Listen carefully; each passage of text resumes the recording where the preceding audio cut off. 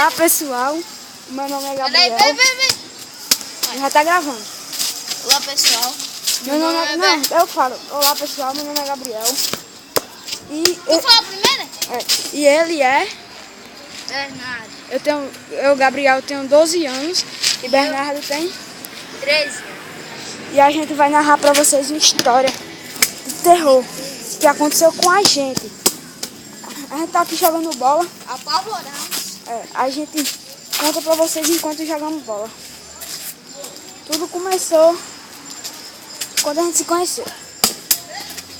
Vai pro gol, vem. Quando a gente se conheceu.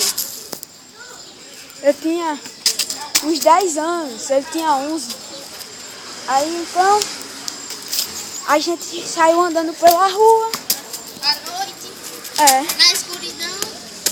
Tá bom? Nessa rua aqui. Não era nessa rua não, a gente saiu andando pelo meio do mundo. Aqui são exatamente umas 5 horas. 5h20. 5h20. Quando chega de 6 horas aqui já tá escuro. A gente estava lá pra o...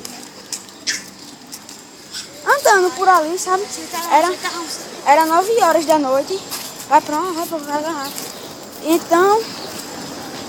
Puta que pariu, vai passando o carro aqui agora. Atrapalhou a gravação, mas vamos lá. Aí então... a gente tava lá nas 9 horas. Passando, né? Aí... Desculpa aí. Aí, a gente viu uma casa abandonada. A gente curioso, né? Entramos na casa. A gente tá arrepiado, mas entramos do mesmo jeito. Aí então, quando entramos... Peraí. Quando entramos, era uma casa de primeiro andar. Saímos andando. Saímos entrando por ela, sabe? Aí ficamos andando lá. Quando a gente chegou no primeiro andar, a gente viu uma coisa, pessoal. Vocês não vão acreditar. Vocês podem não acreditar, mas a gente viu. Nós vimos o capeta. Não foi, Bernardo?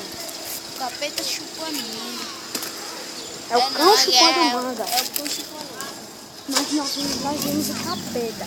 Nós juramos por Deus que nós vimos o capeta. A gente mora aqui em Natal, Rio Grande do Norte. E aquela ali é a casa de uma mulher super gostosa que eu conheço. Essa é a minha casa. E se ela entrar no YouTube e ver esse vídeo, eu acho que ela vai saber que sou eu que tô falando, já passando um ônibus lá. A da escola lá pública, o povo lá doidão. Aí a gente, né?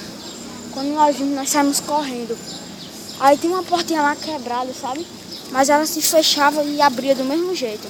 Aí quando a gente abriu... Quando a gente abriu, lá pra gente se esconder. A gente viu outro capeta.